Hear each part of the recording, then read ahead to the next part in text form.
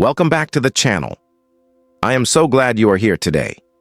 If you have been feeling a little heavy lately, like there is a weight on your chest that you just can't shake off, this video is for you.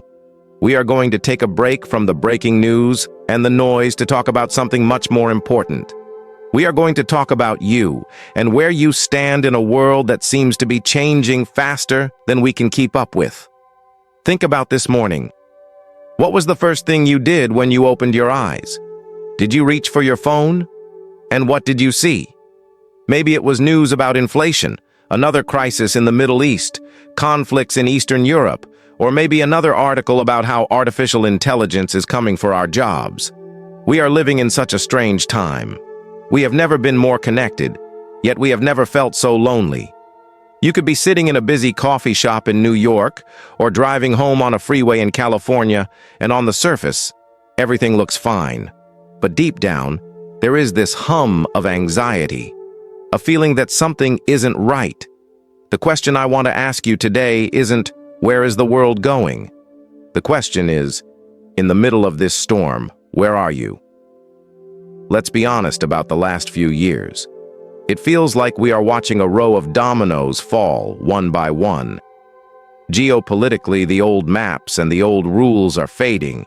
When we look at Gaza or Ukraine, it's not just about distant wars. It hits us closer to home because it shatters our sense of stability. We see gas prices spike, supply chains break, and the money we worked so hard to save seems to buy less and less every single month. Here in the US, the American dream feels like it's slipping away for so many young people. And for the older generation, there is a sense of confusion. Society is polarized. We argue over politics, we argue over religion. The very things that were supposed to guide us are now dividing us. But I want you to stay with me for a moment. Don't click away because it sounds scary, because I want to offer you a different perspective. What if this chaos is actually a gift? What if it's a warning? Imagine you are sleeping soundly in a house that is slowly catching fire. You need a loud, jarring, annoying alarm to wake you up, right? The chaos of the world right now is that alarm clock. It is screaming at us. It is telling us, hey, the way you are living, the way you are chasing material things and fighting each other, it isn't working anymore. We have built skyscrapers, but we have left our souls in the basement. The instability we see outside is just a mirror reflecting the instability inside of us. I look around, and I see friends in their 30s and 40s. On paper, they have it all: the house, the car, the steady job. But get them alone, maybe after a drink or two, and they admit it. They are exhausted. They feel empty. We have been taught, especially here in the West, that if we hustle harder, buy more, and achieve more, we will be happy. But if that's true, why is depression at an all-time high? Why is Gen Z more anxious than any generation before them? It is because we are looking for happiness in the wrong place. We are trying to control the world. We want the economy to behave. We want politics to go our way. But here is the hard truth. You cannot control the storm. You can only control how you sail your ship. This external chaos is forcing you to turn inward. It is forcing you to ask, what is the real meaning of this life? Is it really just about paying bills, arguing on the internet, and then dying? Let me tell you a story that has been captivating people recently. It comes from the other side of the world, in Vietnam. It's not about a tech billionaire or a pop star. It is about a monk named Thich Minh Tuệ. He doesn't have a big temple. He doesn't accept money. He doesn't have a car. He walks barefoot across the country.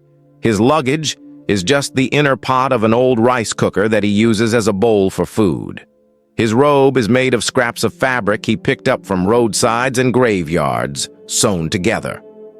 Why am I telling you this? Because in a world where we are obsessed with the latest iPhone, the stock market, and power, the image of a man who has rejected everything, yet wears a smile of absolute peace, is shocking.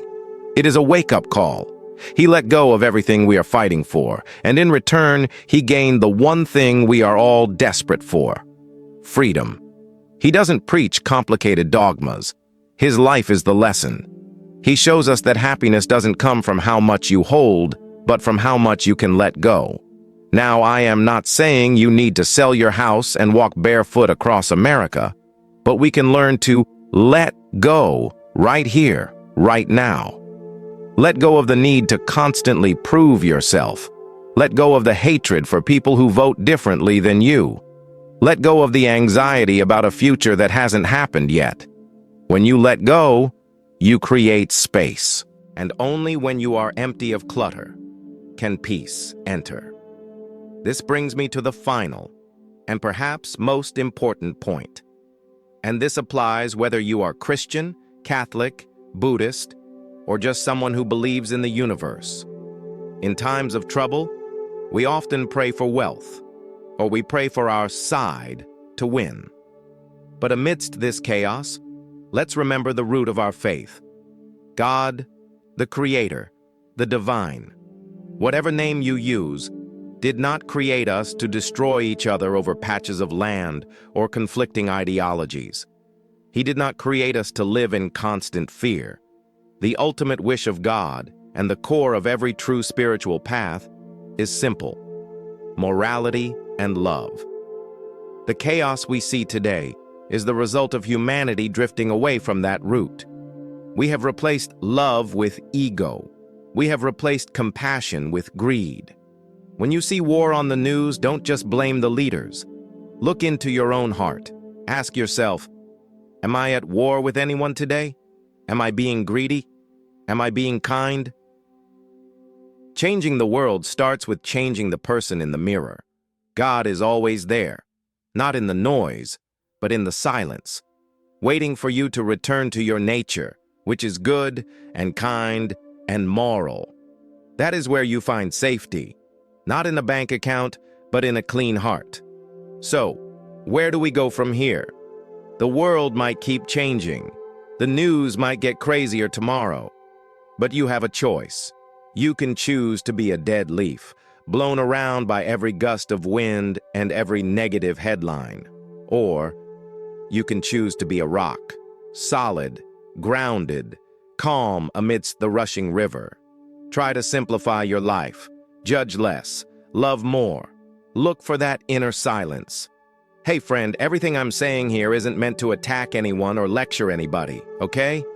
I'm just sharing this from the heart because life is tough for all of us sometimes, and we all need a little help to become better versions of ourselves. The thing is, pointing fingers and criticizing usually doesn't fix anything. It often just makes people feel worse and pushes them away. I've been there too, getting annoyed and snapping at friends when they made mistakes. But over time, I realized the best way forward isn't to judge, it's to support each other. First, we start with ourselves. Life is busy, work is stressful, family stuff piles up. It's easy to forget to take care of number one. So I try to ask myself every day, what did you do today to grow a little? Maybe read a few pages, go for a walk, drink enough water, or just get some real sleep. When we feel stronger and more positive inside, we naturally have more energy and kindness to give to others. Then comes helping the people around us. Helping doesn't mean doing everything for them or fixing their problems. It's more about encouraging, listening, and cheering them on. For example, when a friend messes up, instead of saying, "You're so dumb," we can say, "Hey, next time maybe try this way. I think it might work better. Want to give it a shot together?" Or at home, patiently teaching your parents how to use their phone, or really listening when your kid wants to talk about their day. Little acts like that build trust and make everyone feel safe to grow. I still remember my grandma telling me old stories, not to scold me, but to gently show me how to be a good person. Now I try to do the same with my friends and colleagues. Why? Because when more of us become kinder, more understanding, and more supportive, the whole world around us feels warmer, less drama, less jealousy, more love and connection. Life is short, right? Why waste it arguing or tearing each other down? Let's focus on the small, beautiful things. A smile, a genuine compliment, a hug when someone needs it. I truly believe that if we all try just a little Together we can make things so much nicer for ourselves and everyone else. What do you think? If you're going through something or just want to chat, I'm right here. We're not perfect, but together, we can be pretty amazing. Thank you so much for listening today. If this message made your heart feel a little lighter, please share it. You never know who else out there is drowning in the noise and needs this reminder. Stay safe, stay kind, and remember, the peace you are looking for is already inside you. See you in the next video.